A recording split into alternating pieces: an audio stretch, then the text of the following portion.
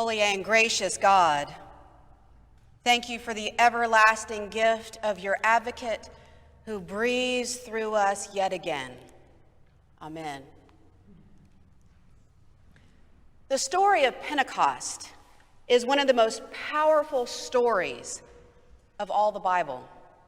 It is a significant and informative moment in history, not only all those years ago when it happened, but incredibly relevant and instructive to how we live our faith every single day in 2021.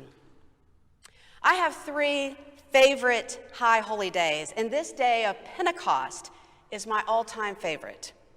Yes, even more than Christmas and Easter and my beloved Maundy Thursday, the day of Pentecost and the season that follows informs how we get out of bed every day and by the breath of God live our lives, embody our faith, and carry forth our baptismal covenant with God and with each other. So let's back up the reel for just a moment so we can fully grasp what makes this day powerful, informative, and relevant to our lives. Throughout the Hebrew scriptures, we get to know the Spirit by way of the prophets. The truth tellers are inspired and spoken to by the Spirit herself, and they share whatever wisdom and truth has been given to them, no matter how hard that truth may be. The prophets, upon hearing the wisdom, share it with God's people. And time again, people don't want to hear the hard truths being told by the prophets. The Hebrew people are accustomed to the Spirit only speaking to and through the prophets. She is simultaneously a mighty wind and a very gentle whisper. A whisper that only comes to few until the prophet Joel. Joel has these words to share with the people by way of the Spirit. In the last days it will be, God declares, that I will pour out my Spirit upon all flesh, and your sons and your daughters shall prophesy, and your young men shall have visions, and your old men shall dream dreams. This was radical. Joel was saying that at some point in time, unbeknownst to him or anyone else at that point in time, God was going to send his advocate and pour the Spirit upon all flesh, men and women, slaves and free, young and old. And how would we know that this would occur? Because sons and daughters alike would prophesy. Young men would see visions, and old men would dream dreams. All shall prophesy.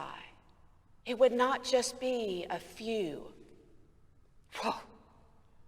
This prophetic utterance is the beginning of what will prove to be a new chapter, if not an entirely new book for God's people. In his baptism, Jesus is infused with the Holy Spirit in the Jordan River. And then, right after this, the Spirit leads Jesus into the wilderness to build his experiential awareness of what he is made of, what this anointing has given him, and what he might be able to do with it. After the 40 days in the wilderness, the Gospels tell us that Jesus began his ministries, and in Luke it says he did it empowered by the Holy Spirit. In the Gospel reading of John this morning that Reverend Camden Michelle just read, we hear Jesus sharing with the disciples what is to come. Now, in the Synoptic Gospels, he only shares what is to come by referring to suffering, death, and resurrection. He doesn't go on to share the gift of what is to come by way of the Holy Spirit. Jesus in John's gospel is sharing God's plan for after his ascension. He's enlightening their minds, stirring their hearts. We hear him tell the disciples, "I tell you the truth. It is to your advantage that I go away. For if I do not go away, the advocate will not come to you. But if I go, I will send the advocate to you." And then later in this passage, Jesus says to them, when the Spirit of truth comes, he will guide you into all truth. It is the Spirit will guide you into all truth. And then in Acts, boom. The people don't know that this is the day of Pentecost. They have to discover it experientially, like Jesus did in his baptism and in the wilderness. Suddenly from heaven, there came a sound like the rush of a violent wind, and it filled the entire house where they were sitting. Divided tongues as of fire appeared among them, and a tongue rested on each of them. All of them were filled with the Holy Spirit and began to speak in other languages as the Spirit gave them ability. Now it takes Peter standing up and interpreting the situation for them to start to connect the dots. They simply had not discovered yet that this moment was God's manifestation of the prophet Joel's words and the promise of Jesus. "I will pour out my Spirit upon all flesh. I will pour out my Spirit, and they shall prophesy." And Jesus says, "If I go, I will send you the Spirit." What I think so many of us have trouble remembering is that we too have been filled and infused by the Holy Spirit.